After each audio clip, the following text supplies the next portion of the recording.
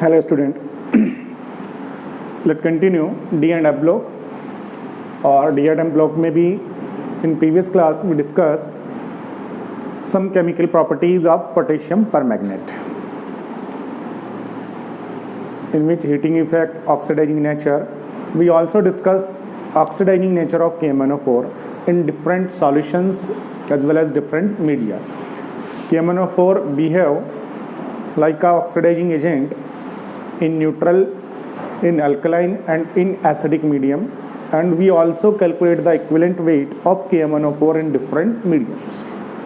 Today we will discuss some reactions that show oxidizing nature of KMnO4. आज जो हम पढ़ेंगे वो पढ़ने वाले हैं KMnO4 के ऑक्सीडाइजिंग नेचर की कुछ रिएक्शंस।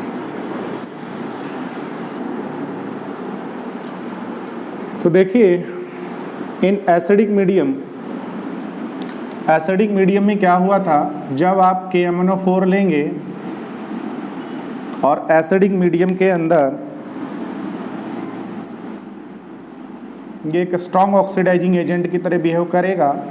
बैलेंस रिएक्शन अगर आपको याद हो तो हमने लिखा था कि यहाँ से KMnO4 आपको कितने लेने पड़ेंगे, KMnO4 आपको लेने पड़ेंगे 2 और H2SO4 कितने लेने पड़ेंगे, H2SO4 लेने पड़ेंगे 3। यहाँ से दोनों के दोनों के एक SO4 के साथ क्या बनाने वाले हैं, K2SO4, और यहाँ से दोनों मैग्नीज अलग अलग SO4 के साथ क्या बनाने वाले हैं, 2MnSO4, और यहाँ से ये तीनों के तीनों H2 3 ऑक्सीजन के साथ यहाँ से बनाने वाले हैं 3 वाटर, और एक जो यहाँ से बचने वाली 5 जो बच गई है वो 5 बचेंगे यहाँ से नेसेंट ऑक्सीजन। और ये जो नेसेंट ऑक्सीजन है, ये नेसेंट ऑक्सीजन ही क्या करती हैं, अदर जो मटेरियल्स होते हैं, अदर जो एलिमेंट होते हैं, अदर जो कंपाउंड्स होते हैं उनका ऑक्सीडेशन कर देते हैं। किस किस का ऑक्सीडेशन कर देते हैं, तो देखिएगा सबसे पहला ऑक्सीडेशन देखिएगा, सबसे पहला जो ऑक्सीडेशन है वो है कि ये जो KMnO4 होता है एसिडिक मीडियम में, ये फेरस जो आयन होता है Fe+2 उस आयन को फेरिक आयन में ऑक्सीडाइज कर देता है, फेरस आयन को फेरिक आयन में ऑक्सीडाइज कर देता है। इट मीन्स अगर आपके पास में फेरस सल्फेट हो तो ये इस फेरस सल्फेट को फेरिक सल्फेट में, अब फेरिक सल्फेट क्या होगा, तो ऐसा 7th क्लास में कहीं सिखाया जाता है, फेरिक आयन ये सल्फेट, ये 2 को यहाँ लाओगे 3 को यहाँ ले जाओगे, क्या बनने वाला है, Fe2SO4 का whole thrice, that is ferric sulphate. तो ये फेरस जो आयन है उनको फेरिक सल्फेट के अंदर या फेरस सल्फेट को फेरिक सल्फेट के अंदर ऑक्सीडाइज कर देता है। अब बैलेंस रिएक्शन क्या होगी, कैसे हम इस रिएक्शन को लिखेंगे, तो देखिएगा ऐसे हम इसे समझ सकते हैं। तो पहला हमारा यहां पर हो जाएगा oxidation of ferrous ion into ferric. Ferrous जो आयन है उन फेरस आयनों का ये फेरिक आयन के अंदर ऑक्सीडेशन कर देता है। कैसे, तो देखिएगा आपके पास ये फेरस आयन होना चाहिए। अब ये फेरस आयन किसके फॉर्म में प्रेजेंट है, तो ऐसा मान लीजिए कि जो फेरस आयन आपके पास में है वो फेरस सल्फेट के फॉर्म में प्रेजेंट है। अब इस फेरस सल्फेट को ये क्या करेगा, फेरिक सल्फेट में ऑक्सीडाइज कर देगा। कैसे करेगा, तो जैसे इस फेरस सल्फेट के अंदर आप ये एसिडिक KMnO4 जैसे ऐड करेंगे, क्या होगा, फेरस सल्फेट के साथ में यहाँ का ये जो एसिडिक मीडिया है तो यहाँ का जो H2SO4 है ना, वो H2SO4 भी काम आएगा। That's right. और जब हम रिएक्शन को बैलेंस करेंगे तो हमें यहाँ जो रिक्वायरमेंट होगी या रिक्वायर्ड जो होंगे वो होंगे हमें यहाँ से 2 फेरस सल्फेट, दैट्स राइट, और एक होगा हमारे H2SO4 जो एसिडिक मीडियम है ना, 1 जो मॉलिक्यूल है इसका रिक्वायर्ड होगा, और यहाँ से एक जो नेसेंट ऑक्सीजन है वो नेसेंट ऑक्सीजन आ जाएगी यहाँ पर इसको रिएक्ट करने के लिए। ये लीजिए, तो एसिडिक मीडियम के अंदर यहाँ से KMnO4 से वो जो नेसेंट ऑक्सीजन रिलीज हुई है वो इसको क्या कर देती है, ऑक्सीडाइज कर देती है, और ऑक्सीडाइज करके देखिएगा इसे किस में कन्वर्ट कर देती है, ऑक्सीडाइज करके इसको फेरिक सल्फेट में कन्वर्ट कर देगी, ऑक्सीडाइज करके इसको फेरिक सल्फेट में कन्वर्ट कर देंगे। क्या होगा, यहाँ का ये दोनों Fe, ये दोनों सल्फेट और एक ये सल्फेट भी यहाँ से आ जाएगा, और क्या बन जाएगा, यहाँ से बन जाएगा Fe2SO4, Fe2SO4 का whole thrice, that is ferric sulphate. और ये जो H2 बचा ये इस नेसेंट O को लेकर के और यहाँ से क्या बना देगा, वाटर, इस तरीके से। तो फेरिक सल्फेट को फेरस सल्फेट को इसने फेरिक सल्फेट में ऑक्सीडाइज कर दिया है उस नेसेंट ऑक्सीजन ने या KMnO4 ने इन एसिडिक मीडियम के अंदर। ये हो गया oxidation of ferrous into ferric. अब अगर आपको कहा जाए कि इसकी बैलेंस इक्वेशन क्या होगी, तो देखिएगा हम इसका बैलेंस इक्वेशन लिख सकते हैं। बैलेंस इक्वेशन कैसे लिखेंगे, तो देखिएगा यहाँ से जो फेरस सल्फेट आपको रिक्वायर्ड होंगे वो कितने रिक्वायर्ड होंगे, 2 ले लीजिए। तो 2 फेरस सल्फेट, एक एसिडिक मीडियम का H2SO4, एक नेसेंट O ऑक्सीडाइज करके फेरिक सल्फेट बना दिया, वाटर का मॉलिक्यूल बन गया। लेकिन बैलेंस इक्वेशन लिखेंगे तो यहाँ से देखिए हमारे पास में नेसेंट ऑक्सीजन 5 है, तो यहाँ पर 5 ऑक्सीजन काम आएंगे।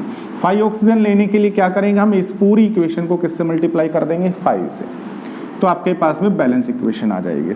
तो क्या हो जाएगा बैलेंस इक्वेशन में, देखिएगा 5 × 2 जो करेंगे 5 × 2 = 10 हो जाएगा। तो 10 जो है वो है फेरस सल्फेट और 5 को इससे मल्टीप्लाई करेंगे तो 5 × 1 = 5। 5 जो होगा वो 5 होगा आपके पास में H2SO4 और 5 से मल्टीप्लाई करेंगे तो आपके पास में 5 जो होगा वो आ जाएगी नेसेंट ऑक्सीजन और 5 से मल्टीप्लाई करेंगे तो 5 क्या बन जाएगा आपके पास में, फेरिक सल्फेट, दैट्स राइट। और 5 से मल्टीप्लाई करेंगे तो 5 आपके पास में क्या बन जाएगा, वाटर। ये लीजिए, तो आपने क्या किया, रिएक्शन को बैलेंस करने के लिए 5 नेसेंट ऑक्सीजन थी ना, तो इस इक्वेशन को आपने 5 से मल्टीप्लाई कर दिया, ये आ गया। अब आपको क्या चाहिए, आपको चाहिए नेट रिएक्शन, कि एक्चुअल में नेट रिएक्शन क्या होगी, हम नेट रिएक्शन कैसे निकालें। तो क्या करना है आपने इन दोनों इक्वेशन को ऐड कर दीजिए। जब आप इन दोनों इक्वेशन को जोड़ देंगे तो आपके पास में नेट रिएक्शन आ जाएगी या बैलेंस रिएक्शन आ जाएगी। अब बैलेंस इक्वेशन क्या आएगी, तो दोनों को जब ऐड करेंगे तो देखिएगा जो दोनों तरफ हो उसे पहले ही कैंसिल कर दीजिएगा, ऐसा हमने पहले समझाया हुआ है। तो 5 नेसेंट ऑक्सीजन इधर है, 5 नेसेंट ऑक्सीजन इधर है, ये इसे कैंसिल हो जाएगा। आप क्या करेंगे, दोनों के रिएक्टेंट को जोड़ के लिख दीजिए, दोनों के प्रोडक्ट को जोड़ के लिख दीजिएगा। रिएक्टेंट क्या क्या है, रिएक्टेंट आप देख लीजिएगा कितना KMnO4 काम आ रहा है, 2 KMnO4 प्लस में, 2 KMnO4 प्लस में फेरस सल्फेट देखिएगा कितना काम आ रहा है। तो यहाँ से जो फेरस सल्फेट काम आ रहा है वो 10 FeSO4 काम आ रहा है प्लस में। एसिडिक मीडियम के लिए देखिएगा H2SO4 यहाँ भी काम आ रहा है और यहाँ भी काम आ रहा है। कितना H2SO4 काम आ रहा है, 3 यहाँ पर काम आ रहा है और 5 यहाँ पर काम आ रहा है, इसका मतलब 8 H2SO4 काम आ जाएगा। और रिएक्टेंट कुछ बचा नहीं है, 5 ऑक्सीजन कैंसल्ड हो गई है। अब प्रोडक्ट क्या क्या बना है, प्रोडक्ट देखिएगा यहाँ से एक जो प्रोडक्ट है वो बनने वाला है K2SO4 और क्या बनने वाला है, MnSO4। ऐसे कितने बनने वाले हैं, 2। और यहाँ से जो प्रोडक्ट बनने वाला है वो बनने वाला है 5 फेरिक सल्फेट Fe2SO4 का होल थ्राइस। और वाटर कितने बनने वाला है, तो 3 वाटर ये है, 5 वाटर ये है, तो दोनों को अगर मिला दूं तो कितना वाटर बन जाएगा, 8H2। लीजिए ये हो गई है बैलेंस इक्वेशन। तो देखिएगा क्या किया है, यहाँ से KMnO4 ने एसिडिक मीडियम में जो आपका फेरस सल्फेट था उस फेरस सल्फेट को फेरिक सल्फेट में क्या कर दिया है, ऑक्सीडाइज कर दिया है। लीजिए तो इस तरीके से KMnO4 जो होता है ये फेरस जो आयन होते हैं उनको फेरिक आयनों में ऑक्सीडाइज कर देता है, फेरस सल्फेट को फेरिक सल्फेट के अंदर ऑक्सीडाइज कर दिया है। That's right. अब यही जो इक्वेशन है ये इक्वेशन आपको प्रैक्टिकल के लिए भी याद रखनी है। जब आप केमिस्ट्री का प्रैक्टिकल करोगे तो केमिस्ट्री के प्रैक्टिकल में कहीं आपको करना पड़ेगा टाइट्रेशन, और आपके सिलेबस में जो टाइट्रेशन है वो टाइट्रेशन है KMnO4 और KMnO4 की किसके साथ टाइट्रेशन है, KMnO4 versus ferrous ammonium sulphate. तो KMnO4 एसिडिक मीडियम में फेरस अमोनियम सल्फेट का ऑक्सीडेशन कर देता है। अभी जो मैंने लिया है वो फेरस सल्फेट लिया है, बट टाइट्रेशन जब आप कराओगे तो वहां पर KMnO4 जो है वो किसका ऑक्सीडेशन करेगा, फेरस अमोनियम सल्फेट का। तो हमें वहां पर इक्वेशन याद रखनी पड़ेगी और उसे वहां लिखना पड़ेगा। तो यहाँ पर हम उसे लिखना सीख लेते हैं। तो अब हम देखते हैं किसका ऑक्सीडेशन, ये तो फेरस सल्फेट का था, अब हम देखते हैं फेरस अमोनियम सल्फेट का ऑक्सीडेशन। That's right. देखिएगा ये बैलेंस इक्वेशन इस तरीके से आप निकाल सकते हैं। ये इक्वेशन तो आपकी यही रहेगी। एसिडिक मीडियम के अंदर 5 नेसेंट ऑक्सीजन बने हुए हैं, ये नेसेंट ऑक्सीजन ही क्या करेंगे, ऑक्सीडेशन करेंगे। किसका ऑक्सीडेशन करेंगे, फेरस अमोनियम सल्फेट का। अब आपको पहले तो फेरस अमोनियम सल्फेट जो होता है उस फेरस अमोनियम सल्फेट का फॉर्मूला आना चाहिए। फेरस अमोनियम सल्फेट एक्चुअल में एक डबल सॉल्ट होता है, उसमें फेरस सल्फेट भी होता है और इसके साथ में अमोनियम सल्फेट भी होता है। याद रखना अमोनियम सल्फेट का कुछ भी नहीं बिगड़ता। और इसके साथ में .6H2O हाइड्रेटेड फॉर्म में, ये वाटर जो है इसके साथ हाइड्रेट के फॉर्म में जुड़े होते हैं। That complete formula is ferrous ammonium sulphate. It means ferrous sulphate and ammonium sulphate combined with in a fixed ratio and form a double salt that is ferrous ammonium sulfate। ये ferrous ammonium sulphate है। अब इस ferrous ammonium sulphate का क्या होता है, oxidation का हो जाता है। कौन करेगा ऑक्सीडेशन, यहाँ की जो नेसेंट ऑक्सीजन है ना, ये नेसेंट ऑक्सीजन क्या कर देती है, ऑक्सीडेशन कर देती है। लेकिन ऑक्सीडेशन जो होगा वो किस में होगा, एसिडिक मीडियम में होगा। तो एसिडिक मीडियम के लिए आपको यहाँ पर क्या लिखना है, H2SO4 और लिख लेते हैं, ये लीजिएगा। सेम रिएक्शन वही इक्वेशन आपको यहाँ पर ऐसे कैसे लिखनी पड़ेगी। देखिएगा इसका कोई ऑक्सीडेशन नहीं होगा, अमोनियम सल्फेट ऐसा कैसा रहेगा, होना इसी का है। अब इसी का ही अगर ऑक्सीडेशन होना है तो हम क्या करेंगे, इसके कितने मॉलिक्यूल रिक्वायर्ड होंगे, 2, तो 2 मॉलिक्यूल लिखेंगे, FeSO4 dot ammonium sulphate dot 6H2, ये लीजिए।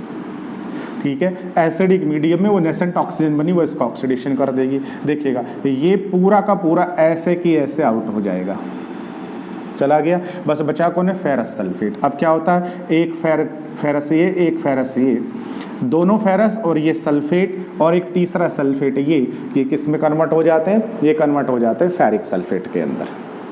क्या क्या प्रोडक्ट बनने वाला है आप समझ के लिख सकते हैं। प्रोडक्ट क्या बनेगा, ये एज इट इज ऐसा कैसा रहेगा, क्या रहेगा एज इट इज ऐसा कैसा, अमोनियम सल्फेट दैट्स राइट। तो ये ऐसा कैसा रहेगा, अमोनियम सल्फेट, या उधर लिख देता हूँ, ये ऐसा कैसा रहेगा, अमोनियम सल्फेट।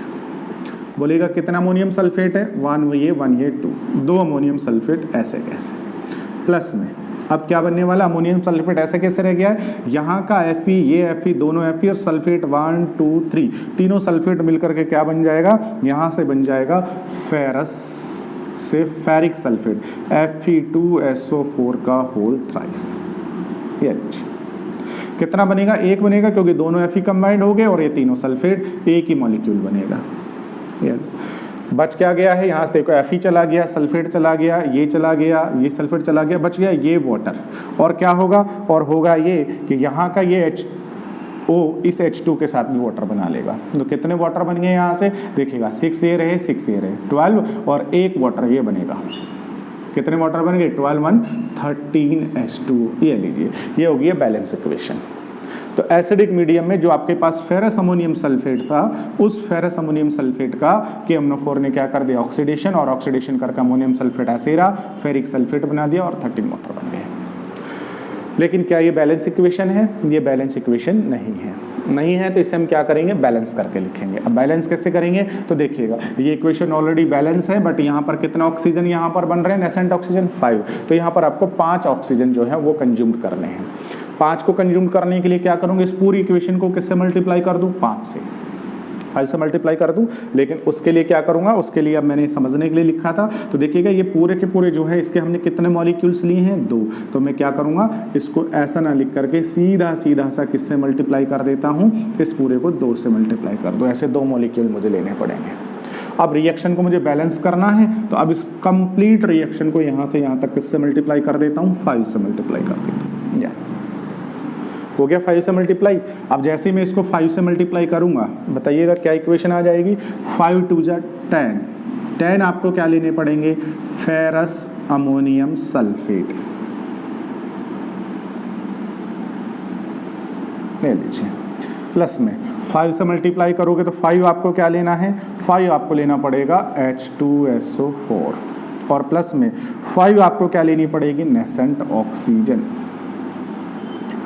5 से मल्टीप्लाई करोगे तो 5 2 10, बोलेगा क्या बन जाएंगे, 10 जो है वो यहाँ से बनेंगे अमोनियम सल्फेट। 5 से मल्टीप्लाई करोगे तो यहाँ से 5 आपके क्या बनेंगे, फेरिक सल्फेट Fe2SO4 का होल थ्राइस 5 मॉलिक्यूल, और 5 से मल्टीप्लाई करोगे 13 को, तो 13 5 जा कितना हो जाएगा 65। तो यहाँ से 65 जो है वो बनने वाला है आपके पास वाटर। ये हो गई ये बैलेंस इक्वेशन, ठीक है ना। 5 से मल्टीप्लाई करके, समझ पा रहे हो 5 से मल्टीप्लाई क्यों किया, क्योंकि हमें एक बैलेंस इक्वेशन चाहिए। तो ये हमारे पास बैलेंस इक्वेशन थी, बट इसमें एक नेसेंट ऑक्सीजन यूज हो रही थी, हमें 5 को यूज करना है, तो इसलिए 5 से मल्टीप्लाई कर दिया। अब मैं क्या करूँ, इस इक्वेशन को क्या कर दूँ, रफ कर दूँ। अब अगर मैं नेट रिएक्शन निकालना चाहूँ तो देखिएगा, पहले ये रिएक्शन होगी जिससे 5 नेसेंट ऑक्सीजन मिलेंगे, nascent oxygen ferrous ammonium sulphate को ऑक्सीडाइज करेंगे, ये बनेगा।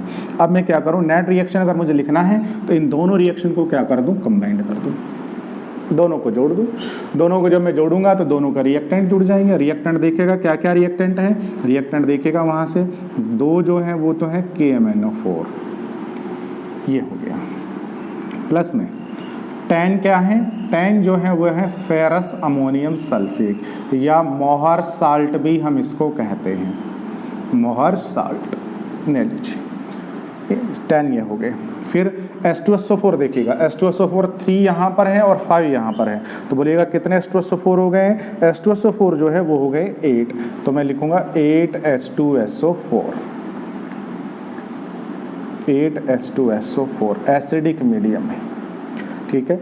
अब देखिएगा 5 जो ऑक्सीजन है, उस 5 ऑक्सीजन से 5 ऑक्सीजन कैंसल्ड आउट हो जाएगी, तो रिएक्टेंट में ये भी हो गया, ये भी हो गया, ये पूरा का पूरा हो गया। प्रोडक्ट में क्या क्या बना है, प्रोडक्ट में आप देखिएगा, प्रोडक्ट में एक बना हुआ है K2SO4, प्लस में 2 क्या बने हुए हैं, 2 बने हुए हैं MnSO4, प्लस में ये भी हो गया, ये भी हो गया, अभी इनका बाद में काम करेंगे। प्लस में बने हुए हैं 10 क्या बने हुए हैं, 10 बने हुए हैं अमोनियम सल्फेट, ये लीजिए। और 5 क्या बने हुए हैं, 5 बने हुए हैं फेरिक सल्फेट, ये लीजिए। ऑक्सीजन कैंसल्ड आउट हो चुका है। अब देखिएगा 3 वाटर ये हैं और देखिएगा 65 वाटर ये हैं, तो कितने वाटर हो जाएंगे, यहाँ से वाटर हो जाएंगे 68 वाटर, 68 वाटर के मॉलिक्यूल, ये लीजिए। ये हो गई है बैलेंस इक्वेशन। और ये जो इक्वेशन मैंने यहाँ पर अभी लिखी है, ये इक्वेशन आपको प्रैक्टिकल एग्जाम में याद रखनी ही पड़ेगी, इसे ऐसे कैसे लिखना ही पड़ेगा। अभी आई किस तरीके से है तो आप इससे समझ सकते हैं कि इसको हमने किस तरीके से डेरिवेट किया है। तो KMnO4 जो होता है बेटा एक स्ट्रॉन्ग ऑक्सीडाइजिंग एजेंट है, ये बहुत सारे कंपाउंड्स को ऑक्सीडाइज कर देता है। जैसे अभी हमने पहला पढ़ा, पहला कौन सा पढ़ा, इसने फेरस सल्फेट को ऑक्सीडाइज कर दिया फेरिक सल्फेट में। दूसरा हमने पढ़ा, इसने फेरस अमोनियम सल्फेट को भी क्या कर दिया है, ऑक्सीडाइज कर दिया है। और बैलेंस इक्वेशन जो आई है वो हमने इसको रिटर्न किया है। तो KMnO4 2, फेरस अमोनियम सल्फेट 10, और एसिडिक मीडियम के अंदर इसने इसको ऑक्सीडाइज कर दिया है। That's right. अब हम नेक्स्ट पढ़ते हैं। नेक्स्ट देखिएगा क्या है। इसके अलावा ये जो KMnO4 है, ये KMnO4 क्या करता है, जो H2S होता है या जो Ki है।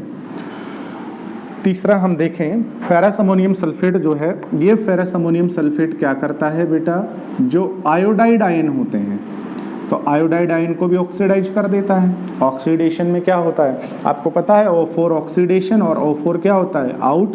तो ऑक्सीडेशन में इलेक्ट्रॉन आउट होता है, तो यहाँ से इलेक्ट्रॉन चला जाएगा, ये चला जाएगा, और ये किस में कन्वर्ट हो जाता है, I2 के अंदर कन्वर्ट हो जाता है।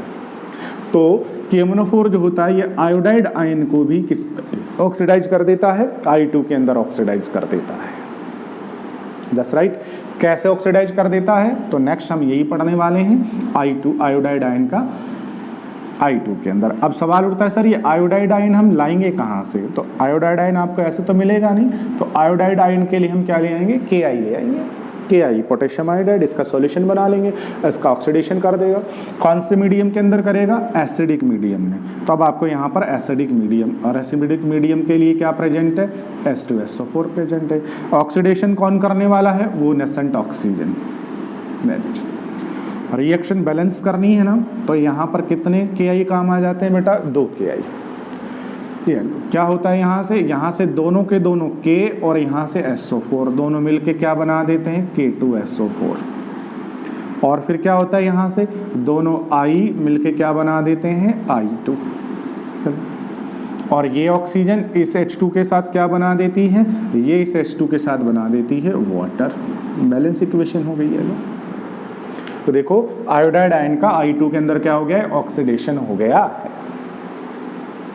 ठीक है, किसी को समझ में नहीं आए तो ऐसे भी समझ सकते हैं, आयोडाइड आयन का ऑक्सीडेशन नंबर निकालो, कितना होता है -1, और I2 के अंदर दोनों आयोडाइन का कितना है 0, तो ऑक्सीडेशन नंबर -1 से 0 हो गया, इसका मतलब इंक्रीज हो गया। और जब ऑक्सीडेशन नंबर इंक्रीज होता है तो क्या होता है, ऑक्सीडेशन। ऐसे भी आप समझ सकते हो। तो आयोडाइड को इसने I2 में ऑक्सीडाइज कर दिया है।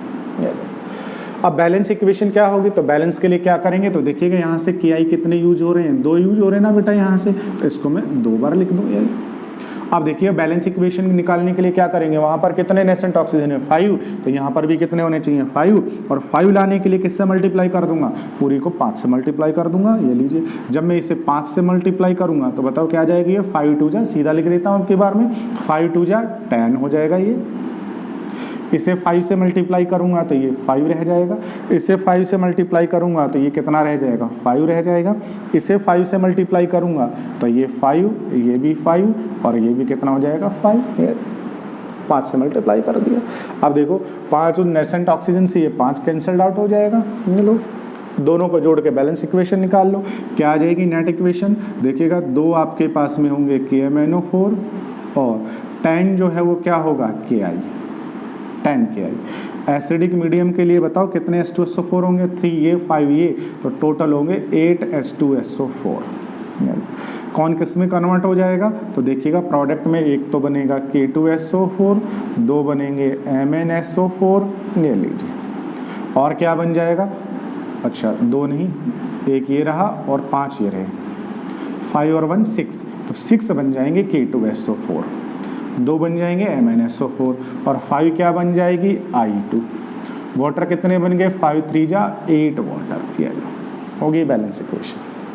तो इस तरीके से इसने आयोडाइड जो आयन थे उन आयोडाइड आयनों को भी किस में ऑक्सीडाइज कर दिया है, I2 में ऑक्सीडाइज कर दिया है। That's right. चलो नेक्स्ट देखते हैं, बैलेंस इक्वेशन निकाल सकते हैं इस तरीके से, वो तो वही रखनी है, बस आपको ये इक्वेशन समझ में आनी चाहिए कैसे ऑक्सीडेशन होगा, और उसके बाद उसको 5 से मल्टीप्लाई करके और बैलेंस इक्वेशन आप निकाल सकते हैं। नेक्स्ट एग्जाम्पल देखिएगा, क्या करता है, स्ट्रॉन्ग ऑक्सीडाइजिंग एजेंट है, इसलिए क्या करता है ये, इसलिए ये जो ऑक्जेलिक एसिड होता है, ऑक्जेलिक एसिड क्या होता है बेटा, COH.2H2O, that is oxalic acid. इस ऑक्जेलिक एसिड का भी ऑक्सीडेशन कर देता है, किस में ऑक्सीडेशन कर देता है, ऑक्जेलिक एसिड को ये CO2 और वाटर के अंदर ऑक्सीडाइज कर देता है। अब कैसे करता है तो हम इसे लिख लेंगे, और बैलेंस इक्वेशन क्या आएगी वो भी हम समझ करके पता लगा लेंगे। देखिएगा ऑक्जेलिक एसिड का भी मैंने फॉर्मूला लिखा था, क्या फॉर्मूला होता है, COH.2H2O। तो इसको मैं क्या लिख सकता हूँ, इसको लिख सकता हूँ, कार्बन कितने मेरे पास यहाँ से, कार्बन जो है वो है 2, तो मैं लिखूंगा C2, और ऑक्सीजन कितने हैं 4, और हाइड्रोजन कितने हैं 2, और ऑक्सीजन कितने हैं 2 2 जा 4.2H2। अब इसका क्या हो जाएगा, ऑक्सीडेशन हो जाएगा। कौन करेगा ऑक्सीडेशन, इसका जो ऑक्सीडेशन है वो करेगी नेसेंट ऑक्सीजन। तो यहाँ पर H2SO4 काम नहीं आएगा, सीधा वो नेसेंट ऑक्सीजन है ना वही काम आ जाएगी। और वो क्या काम कर देगी, देखिएगा यहाँ से दोनों के दोनों जो कार्बन है वो यहाँ से इन सारी ऑक्सीजन को लेकर देखो क्या बना देगा, ये भी CO2 और ये भी क्या बन गया CO2। तो प्रोडक्ट जो यहाँ से बना वो क्या बन गए, 2 CO2, या लीजिए CO2। अब बचा क्या है, बचा है ये दोनों के दोनों H2। ये H2 क्या करेंगे, ये H2 यहाँ से इस ऑक्सीजन के साथ मिलके क्या करेंगे, ये जो H2 है ये इस ऑक्सीजन के साथ मिलके क्या करेंगे, वाटर, एक ये बन जाएगा वाटर। और देखिए ऑलरेडी 2 वाटर यहाँ पहले से ही है, तो 2 ये और 1 वाटर ये, तो टोटल कितने वाटर बन जाएंगे बेटा, 3 वाटर बन जाएंगे। इस तरीके से इसका ऑक्सीडेशन हो जाएगा। ठीक है, अब आपको बैलेंस इक्वेशन निकालनी है, तो बैलेंस के लिए क्या करेंगे, नेसेंट ऑक्सीजन कितनी आपके पास 5, तो यहाँ पर 5 होनी चाहिए। तो क्या करेंगे, पूरी इक्वेशन को 5 से मल्टीप्लाई कर दीजिए, तो ये 5 हो जाएगा, ये भी 5 हो जाएगा। 5 से मल्टीप्लाई करोगे कितना हो जाएगा, 5 2 जा 10, और 5 से मल्टीप्लाई करोगे तो 5 3 जा 15। यानी अब दोनों को कंबाइन कर दीजिए, नेट रिएक्शन आ जाएगी। जब दोनों को कंबाइन करेंगे क्या होगा, उस 5 नेसेंट ऑक्सीजन से 5 कैंसल्ड हो जाएगी। देखिएगा क्या क्या रिएक्टेंट बच गया है, 2 बच गए हैं KMnO4 प्लस में। 5 क्या है, 5 जो है आपके पास में 5 जो है वो 5 है C2H2O4.2H2 oxalic acid. Acidic medium में देखिएगा अब की बार, और यहाँ पर कोई H2SO4 काम नहीं आएगा, बस केवल वही काम आएगा। तो थ्राइस क्या होगा, H2SO4। प्रोडक्ट क्या क्या बन गया है, प्रोडक्ट बना है एक K2SO4, 2 क्या बन गए हैं, 2 बने हैं MnSO4, 10 क्या हो गई है, 10 जो हो गई है वो हो गई है CO2, और वाटर कितने हो गए, वाटर हो गए 15 ये और 3 वो, तो 18 जो है वो हो गए हैं वाटर। इस तरीके से देखिएगा एसिडिक मीडियम के अंदर KMnO4 ने ऑक्जेलिक जो एसिड था उस ऑक्जेलिक एसिड को क्या कर दिया है, CO2 के अंदर ऑक्सीडाइज कर दिया है। दैट्स राइट, ये लीजिए। और ये जो रिएक्शन है आपको, ये रिएक्शन भी प्रैक्टिकल के लिए याद रखनी है, क्योंकि प्रैक्टिकल जो है टाइट्रेशन वाला, उसमें KMnO4 वर्सेज ऑक्जेलिक एसिड वाली टाइट्रेशन भी आपके सिलेबस में होती है। तो वहाँ पर भी आपको ये जो रिएक्शन है इसको याद करके लिखना पड़ता है, लेकिन इसको रटने की जरूरत नहीं है, सीधा हमें वो इक्वेशन याद होनी चाहिए, ये याद होना चाहिए, दोनों को कंबाइंड करके निकाल सकते हैं। और ये नंबर्स जो है ना बस यही कंफ्यूज करते हैं, इनको याद रखना है, लेकिन याद रखने की जरूरत नहीं है, बैलेंस करके हम निकाल सकते हैं। That's right. इसके अलावा नेक्स्ट देखते हैं सल्फाइड जो आयन होते हैं बेटा, सल्फाइड आयन, इन सल्फाइड आयनों को भी ये क्या करता है, सल्फर के अंदर ऑक्सीडाइज कर देता है। सल्फाइड जो आयन्स है, इन सल्फाइड आयन को ये सल्फर में ऑक्सीडाइज कर देता है। कैसे ऑक्सीडाइज कर देता है, बस ऐसे देखिएगा। सल्फाइड आयन लाओगे कहाँ से, तो सल्फाइड जो आयन है वो होगा आपके पास H2S के फॉर्म में। ये लो, तो H2S में क्या है, H2S के अंदर देखो ये दोनों H पॉजिटिव हैं और ये सल्फाइड आयन होता है। अब ये क्या करेगी, नेसेंट ऑक्सीजन, नेसेंट जो ऑक्सीजन है वो सीधा यहाँ पर इसको ऑक्सीडाइज कर देगी। ये लो, क्या होने वाला है, सीधा सीधा से कुछ नहीं, ये ऑक्सीजन H2 के साथ रिएक्ट करके क्या बना देगी, वाटर, और साथ में ये जो आपकी सल्फर है ये ऐसे कैसे रह जाएगी। ये लो, हो गया इसका ऑक्सीडेशन। बैलेंस करना है इक्वेशन को, तो 5 वहाँ पर नेसेंट ऑक्सीजन है, तो इक्वेशन को 5 से मल्टीप्लाई कर दो, 5 5 5 और 5, 5 ऑक्सीजन से 5 ऑक्सीजन कैंसल्ड आउट हो गई है। ठीक है, दोनों को ऐड करके निकाल लेंगे। उसी तरीके से क्या होता है, अगर आपके पास में सोडियम नाइट्राइट हो NaNO2, तो उसका भी ऑक्सीडेशन कर देता है। कौन कर देगी, ये नेसेंट ऑक्सीजन। ये लीजिए, ऑक्सीजन क्या करेगी, इसके साथ सीधा जुड़ जाएगी और जुड़ करके इसको किस में ऑक्सीडाइज कर देगी, इसको कन्वर्ट कर देगी सोडियम नाइट्रेट में NaNO3। इस तरीके से ये बैलेंस इक्वेशन निकालनी है। 5 नेसेंट ऑक्सीजन है, इसको किससे मल्टीप्लाई कर दीजिए, 5 से, दोनों को जोड़ के निकाल लो। तो इस तरीके से हम क्या कर सकते हैं, बहुत सारी रिएक्शन इसकी होती हैं, लेकिन जितनी भी इंपॉर्टेंट और मेन रिएक्शन है वो मैंने आपको बता दी है। That's right. अब इसके बाद में आता है ये जो KMnO4 है, इस KMnO4 का स्ट्रक्चर देखिएगा। पोटेशियम परमैंगनेट जो KMnO4 है, इसका स्ट्रक्चर कैसा होता है, तो एक्चुअल में जो KMnO4 होता है पोटेशियम परमैंगनेट, जब ये आयोनाइज होता है तो इससे K पॉजिटिव पोटेशियम आयन, और यहाँ पर आपको मिलता है ये, दैट इज परमैंगनेट आयन। यहाँ से जो आपको परमैंगनेट आयन मिला है, इस परमैंगनेट आयन में बेटा Mn जो होता है इसका हाइब्रिडाइजेशन sp3 होता है। अब हाइब्रिडाइजेशन sp3 है तो स्ट्रक्चर कैसी होगी, टेट्राहेड्रल होगी। टेट्राहेड्रल कैसे होता है, तो यहाँ पर सेंटर में कौन होता है, मैग्नीज होता है, और इस मैग्नीज के साथ में 1 2 3 4 टेट्राहेड्रल। कितने ऑक्सीजन हैं, 4, तो 4 जो ऑक्सीजन है वो इसके साथ में बॉन्डेड होते हैं, 1 2 3 4। अब क्या होता है, यहाँ पर एक नेगेटिव चार्ज है, तो एक जो ऑक्सीजन होता है उस पर नेगेटिव चार्ज होता है। फिर बाकी के ऑक्सीजन क्या करती हैं, तो बाकी के ऑक्सीजन वैलेंसी को कंप्लीट करने के लिए डबल बॉन्ड का फॉर्मेशन कर लेती हैं। इस तरीके से इसका जो स्ट्रक्चर है वो टेट्राहेड्रल होता है।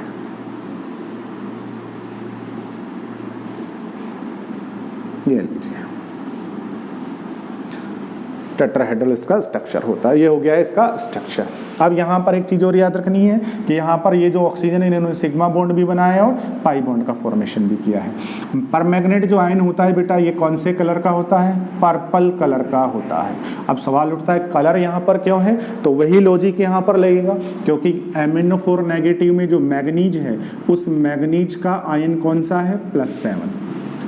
+7 ऑक्सीडेशन स्टेट होती है और जब मैग्नीज +7 ऑक्सीडेशन स्टेट में होता है तो डी में कितना इलेक्ट्रॉन हो जाएगा? 0। और जब डी में इलेक्ट्रॉन 0 हो जाएंगे तो डी ऑर्बिटल की जब स्प्लिटिंग होगी तो जो ऑर्बिटल के सेट बनेंगे। अब देखिएगा डी में इलेक्ट्रॉन तो है ही नहीं अनपेयर्ड क्योंकि डी तो 0 है, इसलिए यहाँ पर क्या नहीं होगा? डी ट्रांजिशन नहीं होगा। याद रखना है यहाँ के MnO4 का जो पर्पल कलर है वो डी ट्रांजिशन के कारण नहीं होता बल्कि किसके कारण से होता है? बल्कि ये जो कलर है ये चार्ज ट्रांसफर के कारण से होता है। जब Mn और ऑक्सीजन आपस में कंबाइंड होते हैं, Mn +7 ऑक्सीजन -2, जब ये आपस में जुड़ते हैं तो यहाँ इलेक्ट्रॉन की बहुत ज़्यादा कमी है ना, इसलिए ऑक्सीजन से इलेक्ट्रॉन जो है वो किसकी तरफ ट्रांसफर होते हैं? मैग्नीज की तरफ ट्रांसफर होते हैं। इसी के कारण से इसका कलर दिखाई देता है और इसी को ही कहते हैं चार्ज ट्रांसफर। ये हो गया आपके पास में potassium permanganate. That's right, KMnO4। इसके साथ में डी ब्लॉक के जो एलिमेंट है वो कंप्लीट हुआ। नेक्स्ट जो क्लास होगी उसमें हम पढ़ेंगे F ब्लॉक एलिमेंट के बारे में।